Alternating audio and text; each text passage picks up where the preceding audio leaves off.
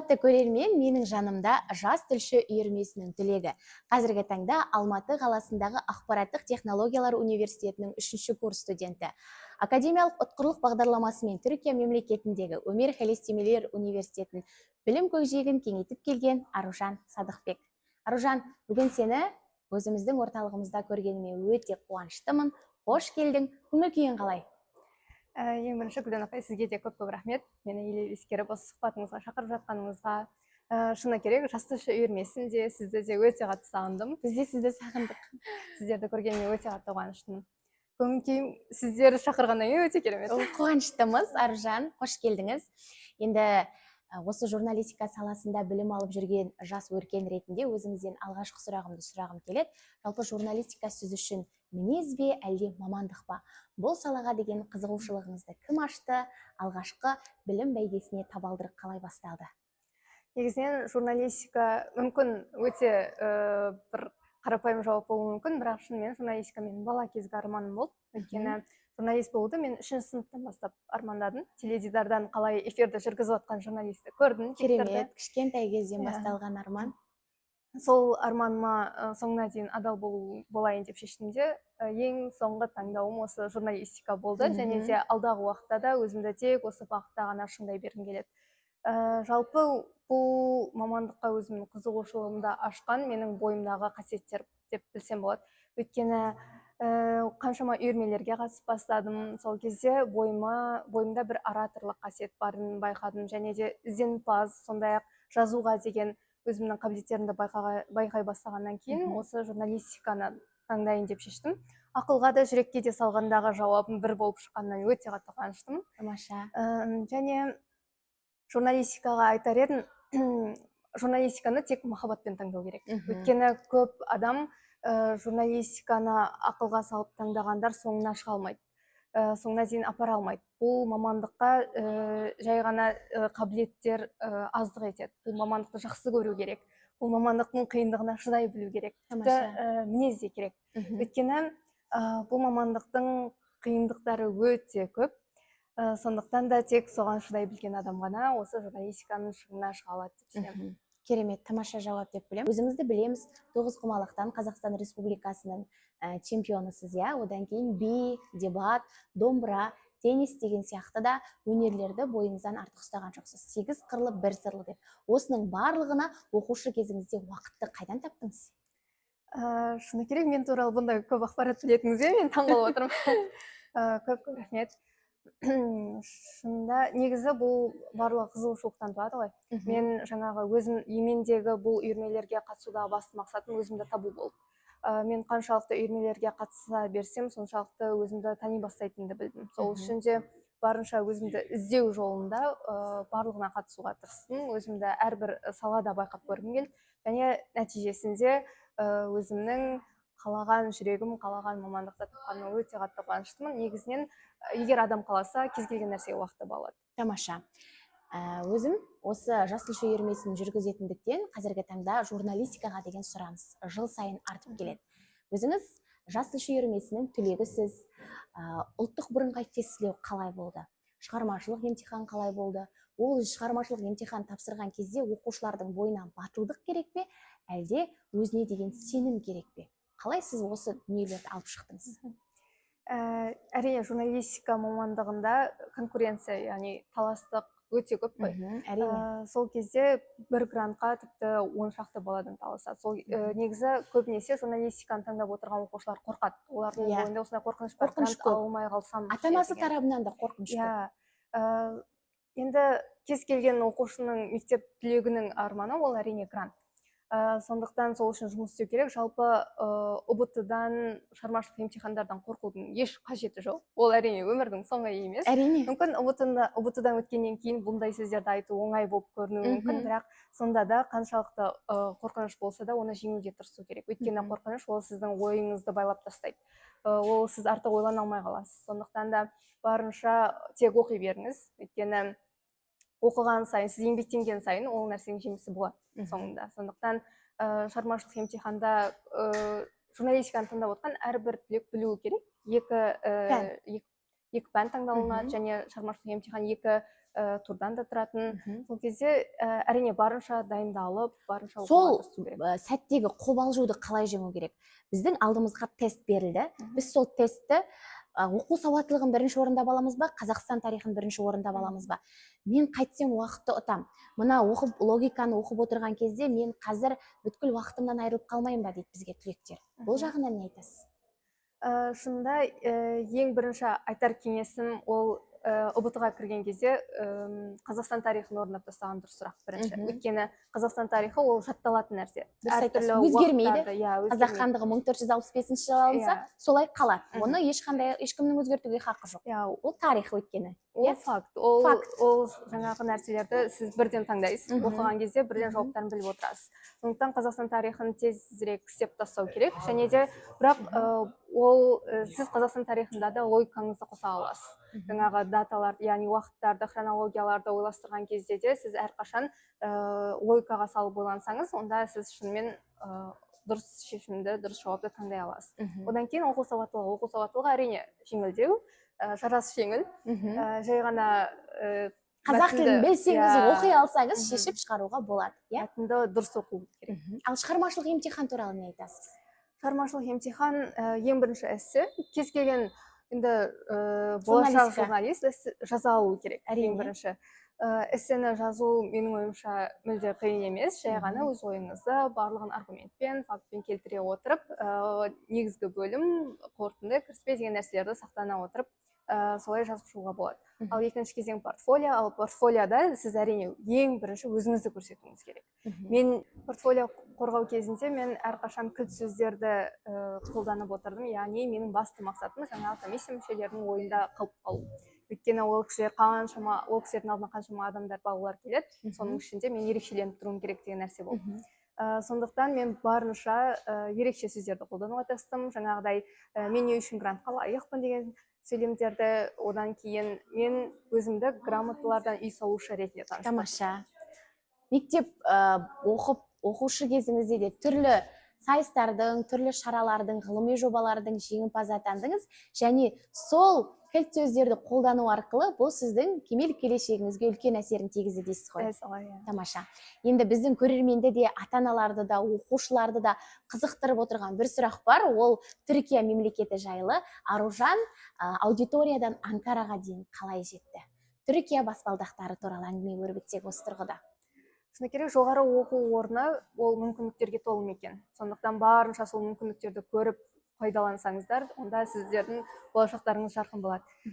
Академиялық ұтқырлық ол деген әрбір студентке өзге мемлекетте 6 айға тегін оқып келуге мүмкіндік береді. Менің ойымша әрбір студент бұл мүмкіндікті пайдалану керек. Жіберіп алмау керек. Өйткені өзге мемлекетте бұл жай ғана оқу емес, ол сені өзіңді тану, жаңағы ойлау көкжиегіңді кеңейту, критикалық ойлауыңды дамыту деген нәрселер өте керемет қабілеттер береді саған, өзіңді ашуға көмектеседі. Түркия еліне грант ұтып алған кезде оны ата-анама ең бірінші болып айттым. Сол кезде ата-анам сәл қарсы болды, қарсылық танытты. Неге? Өйткені менің Түркияда оқитын қалам Сирия мемлекеттеріне жақындау болды. Өте қауіпті аймаққа, иә? Сондықтан политикалық жағдайларға байланысты сондай бір шешімге келген болатын. Бірақ сонда да әрине енді мен өзім ата-анамды көндіруге тырыстым барынша. Өйткені бұл екінің біріне беріле бермейтін мүмкіндік. Оның үстіне бұл грант, мемлекет төлеп беремін деп тұр. Мен бұндай мүмкіндіктен айырылмауым керек дедім. Үйтіп ата-анамды көндіріп, енді былай қазір ата-анам маған рахмет айтады. Өзіңізде қорқыныш болмады ма? Сіз тілді білмейсіз, бөтен жер, жаныңызда жақындарыңыз жоқ, ата-анама деген сағыныш қалай болады? Мен ол жаққа барғанда сіңісе алам ба, жанымда жандар бола ма, ұстаздар қалай қабылдайды деген сияқты. Негізі, шыны керек, әрбір студентте бұндай қорқыныш болады, және ол норма нәрсе, ол болу керек. Дұрыс айтасыз. Бірақ сонда да ең бастысы дәл осы қорқыныш пайда болған кезде оны жеңе білу керек. Мен шынында тіл білмедім, Түркияда бұрын болып та көрмедім, сабақтың да қалай өтетінін білмедім, сондай секілді менде қорқыныштар болды. Бірақ алайда мен біліп тұрдым, тәуекел етпеген адам бұндай жетістіктерге жете алмайтын. Кім тәуекел етпейді, сол мақсатына жетпейді дейсіз ғой, тамаша. Сіз бастапқыда осы академиялық ұтқырлық бағдарламасы болатын білген кезде осы Түркия мемлекетін таңдадыңыз ба, әлде басқа жоспарларыңыз болды ма? Қанша мемлекетке баруға ұсыныс тасталды? Мен алғашында барлық құжаттарымды Польша мемлекетіне тапсырдым, және Мәссаған. грантты да сол Польша мемлекетіне алдым. Күшті. Бірақ өзімнің университетінен сәл қателіктер кеткеннен кейін менің Түркия мемлекетіне грантымды бардыңыз, Түркия иә? мемлекетіне жіберді. Мгм. Алғашында шынында барғым келген жоқ, өйткені Мгм. Польша тұрғанда мен не үшін Түркияға баруым керек деген сияқты байбалам салдым. Бірақ енді сол бұйырып тұр екен, хайырлысы екен. Бірақ сонда да ол мені бір қуантқаны, сол сәттерде мен оқуға баратын сәтте Польшада жаңағыдай соғыстың алғашқы белгілері пайда бола бастады. Сондықтан мен Түркияға кеткеніме қатты қуандым. Және кеткеніме де сол жақта жарты Білім жыл алғаныңызға да. алғаныма да, келгеннен кейін өте үлкен рахмет айттым. Қазақстан мен Түркия мемлекетіндегі білім алушыларға көрсетілетін құрмет, білім дағдылары қандай өзгешеліктер мен ерекшеліктер, артықшылықтары бар? Мен Түркия мемлекетінде осындай дүниені көрдім. Қазақстанда журналистика факультетінде ақпараттық технологиялар, яғни өзім білім алатын университетте осындай дүниелер жасалса ғой алдағы уақытта. Қандай плюстары бар? Негізі дініміз сәйкес келсе де, бірақ Түркия мемлекетінде керемет айырмашылықтарды байқай бастадым. Өйткені Түркия мемлекетінде студенттерге өте қолайлы жағдайлар жасалған. Шынымен, егер барлығын береміз, сен жай ғана оқы деген нәрсені көрдім. Мысалы, Алматыда жүріп, мен мысалы жай ғана университетіме жету үшін мен түрлі жаңағы кептелістерде тұрып қалам, мен өзімнің сабағыма бару үшін 1 сағат ерте шығуым керек деген сияқты майда шүйде нәрселер бар. Ал бірақ Түркияда мен ол жақта студенттер, менің факультетім өзімнен 2-ақ минуттық жерде болды. Мәссаған. Және де сонда бізге таңғы ас береді, кешкі ас та дайындап қояды. Бізге тек қана оқу керек болды. Қалған жағдайдың барлығын университет қарастырады, иә? Университет қарастырған, және де ал Қазақстанда өкінішке орай ондай жағдай, ондай комфорт болған жоқ. Мен сіздің әлеуметтік желіңізді бақылап отырамын ғой, сонда сіз әдемі Анкарадағы кітапханаға барғансыз. Мені көріп, жүрегімді толғантты, қандай керемет ғимарат. Сол ғимаратта біздің қазақтың қызы білім алып, өзінің ерекше мәдениетімен, әдебиетімен танысып жүр деп. Түркі халқының мәдениетіне шолу жасайықшы осы тұрғыда. Кітапхана тұрғысынан да 1-2 ауыз сөз болса. Бұл кітапхана жалпы Милет кітапханасы деп аталады. Түркияға танымал, Анкара қаласында орналасқан. Ең танымал, тек Түркияда ғана емес, әлемге танымал кітапхана. Бұл кітапханада ең басы суретке түсіруге, видеоға түсіруге мүлде болмайды, өйткені мемлекетте солай жасап қойған, туризмді дамыту мақсатында бұл кітапхананы сол жаққа барып көру керек, иә? Андай әдемілікті есте сақтау керек қой. Әрине. Сол үшін барынша суретке түсіруге тырыстық. Көзімізбен жаттауға тырыстық. Ол жақта да барлық жағдайлар жасалған. Ол жақта жаңағыдай сіздің ішетін суларыңыз, кофелеріңіз тегін, тамақтарыңыз тегін. Оның ішінде демалатын орындар да бар. Барлық әрбір тілде, қалаған тіліңізде сіз кітап ақпараттар таба аласыз. Тіпті қазақ тіліне арналған кішкентай бұрышта жасалған екен. Ол жақта біз қазақ әдебиетінің кітаптарын көре алдық. Еңлік кебек, Шұғаның белгісі, тағысын тағы. Түркия және теңіз, иә? Түркия десе біздің көз алдымызға бұғаз, теңіз әдемі елестейді. Өлеңдер, қиял ғажайып дүниелер туды ма сізде? Шын мақалалар деген секілді. Мен Түркияға барғалы өзімді теңіз, судың адамы екенін сездім. Теңізді мен шынымен жақсы көреді екенмін. 2 теңіз бар, Қара теңіз бен Жерорта теңізінің ортасында орналасқан. Мәссаған, Қара теңіз бен Жерорта теңізінің ортасында біздің қазақтың қап-қарапайым кішкентай қызы. Мен әлі қуанам, сізбен әлі мақтанам. Шында теңіздің жағасы, толқындардың өзі сізді бір ерекше ойларға жетелейді ғой. Сол кезде әсіресе Стамбул қаласында біз паромға міндік. Сол кезде Босфорда кетіп бара жатып, жаңағыдай ойға түрлі идеялар келеді, жаңағыдай креатив өте қатты дамиды сізде. Сонда отырып біраз нәрсені ойландық. Түркия халықтарының жаңа менталитеті дейміз, мәдениеті мүлде басқаша ғой. Ол жақта қанша жұмыстан шаршап келсе де, олар қалай тынығады, олар жаңағы теңіздің жағасына барып балық аулайды. Ол жақта кәдімгідей өмірді көресіз. Өмір сүруге асықпайтын халық деп айттыңыз, иә, жаңа бір сөзіңізде. Мысалы, мен өзім осы Қазақстанда 3-ші курста мен өзімнің группаластарымның жасы 20-19 жаста. Ал Түркияда 2-ші курстармен бірге оқыдым. Олардың жастары 20-25-те. Олар мүлде қорықпайды, қателік жасаудан қорықпайды. Жаңағыдай олар айтады, бұл менің екінші университетім дейді. Олар тіпті бірінші университетін аяқтамағанда, дипломын алмағанда, олар жаңағыдай әртүрлі университеттерге көше береді, және де әлем Түркияда, мен айтар едім, Түркия мемлекеті махаббатқа толы деп. Өйткені таңертең тұра салған кезде сізге танымайтын адамдарыңыз жүгіріп келіп, күнайдын, жаным, көзім, bir tanem деп айтып құшақтайды олар. Ол жақта міндеттелген 2 рет құшақтау, ал егер адам жақын болса, тіпті 3 рет құшақтайды. Және олар айтар едім, Қазақстандағы адамдарға қарағанда жұмсақтау, жылылау. Біздің адамдар салқындау ғой. Сондай бір өте жылы сөздерге тойып байып келдім. Тамаша. Журналистиканың арнасы кең. Радио журналистика, баспасөз, телебақыттағы журналист. Алдағы уақытта Аружан Садықбек қай бақытты таңдайды? Өзіңе қай бақыт жақын? Дәл қазір мен осы сұрақ аясында ойланып жатырмын. Өйткені шынымен журналистика қазір дамығаны соншалық, цифрланғаны соншалық, оның бағыттары өте көп. Бірақ мен әрбір бағытта өзімнің бағымды сынап көруге қарсы емеспін. Тамаша. Өз әрбір бағыттың өзінің берері мол ғой. Және сені басқа қырынан ашады. Қазіргі таңда қандай саламен жұмыс жасап жатсыз?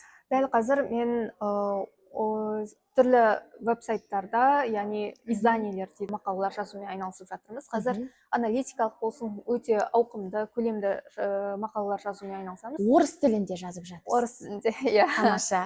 Айта кету керек.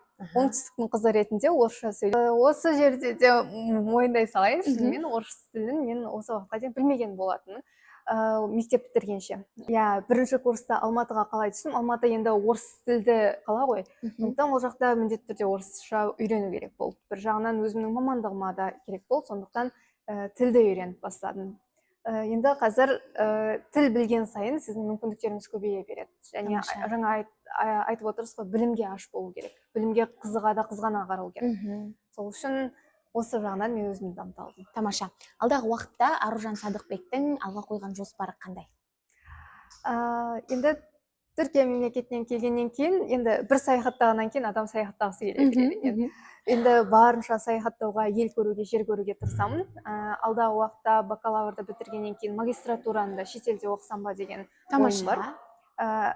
Тек сол жұмыс істеу, өзімнің саламды өзімді шыңдау, түрлі мүмкіндіктердің барлығын пайдаланып көру, иә? Барынша, қолдан келгенше. Аружан, өзің Түркия мемлекетіне академиялық ұтқырлық бағдарламасымен оқуға баратын кезіңде қасыңда достарың немесе өзіңмен қатарлас сол мемлекетке оқитын жандар болды ма? Әлде елден өзің кеттің бе университетіңнің атынан? Менің университетінде өзімен бірге тағы бір қызылордалық бір қыз болды. Мен қатты қуандым оның оңтүстіктен болғанына, өйткені біздің жаңағы сәл мәдениетіміз бір-бірімізге ұқсайды ғой. Сол үшін біз бірге жатақханада бірге тұрдық, бірақ бір қуанарлық жағдайы біздің жатақханамызда тағы 70-ге жуық қазақтар болды. Олар әртүрлі өңірден келген, яғни көбісі батыстан болды, жаңағы Атырау, Орал, Ақтау деген секілді. Олармен араласып, біз бір Қазақстанның ішінде әртүрлі мәдениеттің барына көз жеткіздік. Одан бөлек, Қазақстаннан бөлек, басқа да мемлекеттерден де студенттер болды. Әрине, болашақта да араласа береміз. Өйткені біздің басымыздан жарты жылдың ішінде не келіп, не кетпеді. Біз бірге саяхаттадық, бірге қиындықтарды көрдік, бір нанды бөліп жедік. Сондай адамдар тапқаныма мен өте қатты қуандым. Біздің жатақханада шетелдіктер тұратын жатақхана болды. Оның ішінде біз судандармен, Мароккодан келгендермен, Африка, жаңағы итальянецтермен, испанецтер де болды. Солардың барлығымен біз араласуға тырыстық, араластық та. Мысалы, барлығымыз жиналатын орын ол асхана болды. Асханаға кірген кезде сіз әр бұрыштан әртүрлі тілдерді естіп жатасыз. Бірақ олармен сөйлесу үшін әрине ағылшын тілінде сөйлестік. Ортақ тілдеріңіз ағылшын тілі болды. Бізді біріктірген ағылшын тілі болды. Сондықтан да айтар едім оқушыларға, студенттерге қазірден бастап барынша ағылшын тілін үйренсін деп. Өйткені ағылшын тілі ол әлемдік тіл, жаһандық тіл, дұрыс айтасыз. Жатақханада жүрген кезде бір сәттер болды ма? Сіз қазақтың ұлттық тағамы ет асып, оған басқа ұлттың өкілдері қызығып, танитындары бірге жеп деген сияқты ол тамақты қызығып, қызғанып қарап? Қазақтар өздерінің кішігірім бизнесін бастап кетті. Әртүрлі мемлекеттегі студенттерге құрттар сатты. Оларды қатты жақсы көріп бастады. Әсіресе Қазақстан шоколадында. өйткені біздің Қазақстан шоколад ащылау ғой. Ал басқа мемлекеттерде ондай шоколадтар табу өте қиын. Сондықтан соларды жеп кәдімгідей шетелдіктер біздің мәдениетті, біздің қазақ асханасын өте жақсы көріп кетті. Еліміздің президенті Қасым-Жомарт Кемелұлы Тоқаев 2026 жылды жасанды интеллект жылы деп бекітті.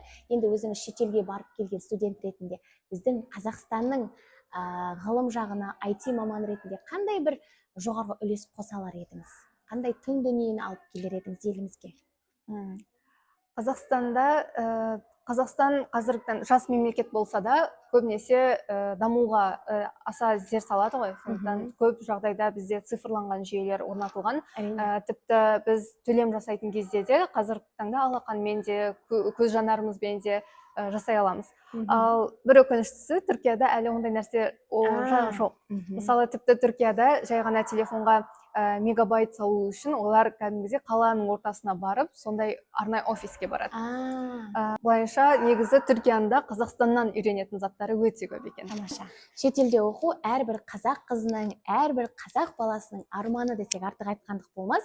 Енді өзіңнен сол шетелдің тыныс тіршілігін танып келген жас студент ретінде қолқа салғым келіп тұр. Түрікше біздің Сыр жұлдыздары шығармашылық инновациялық академиясының оқушыларына, ұстаздарына, ардақты ата-аналарына жылы ыстық лебізіңді біздің қара шаңыраққа айтсаң, түрік тілінде. Жақсы. Merhaba, size hepinize mutluluk diliyorum. İyi günler sizi beklesin. Sonra her şey güzel olsun. Size kalbiniz rahat olsun. Çok teşekkür ederim size. İyi şanslar. Тамаша, рахмет, Аружан. Қандай керемет түріктілі махаббаттың, бір ерекше ыстық ықыластың дүниесі екенін сіздің айтып жатқан лебізіңізден бір біліп байқадым десем болады. Осы түрік тілімен қатар қазіргі таңда біздің Аружан Садықбек қанша тілді меңгерген?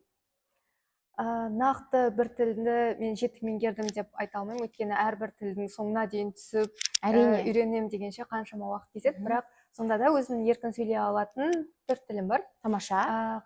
Ол әрине ең бірінші ана тілім қазақ тілі, орыс тілі, ағылшын тілі және жақында ғана қостым өзімнің тізіміме түрік тілі. Тамаша. Алдағы уақытта қай елге саяхат жасасаңыз, сол елдің тілін жетік меңгеріп, мәдениетімен танып, біздің елімізге әкеліп, дүние танымымызды кеңейтесіз деп сенемін. Енді айтады ғой қазақта, екі ішектің бірін қатты, бірін сәл-пәл кем бұра, нағыз қазақ қазақ емес, нағыз қазақ домбыра деп. Осы бағанан бері айтып жатырмыз ғой, бойыңызда бір емес 8 қырлы, бір сырлы өнеріңіз бар деп. Домбыраның да құлағында ойнайтыныңыз бізге белгілі. Сізден қонақ кәде сұрасақ. Мархабат.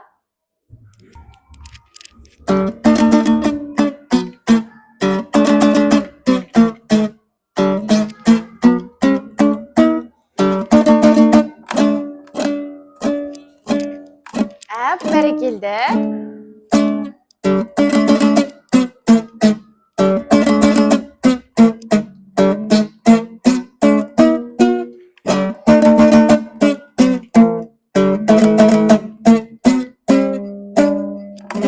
Тамаша.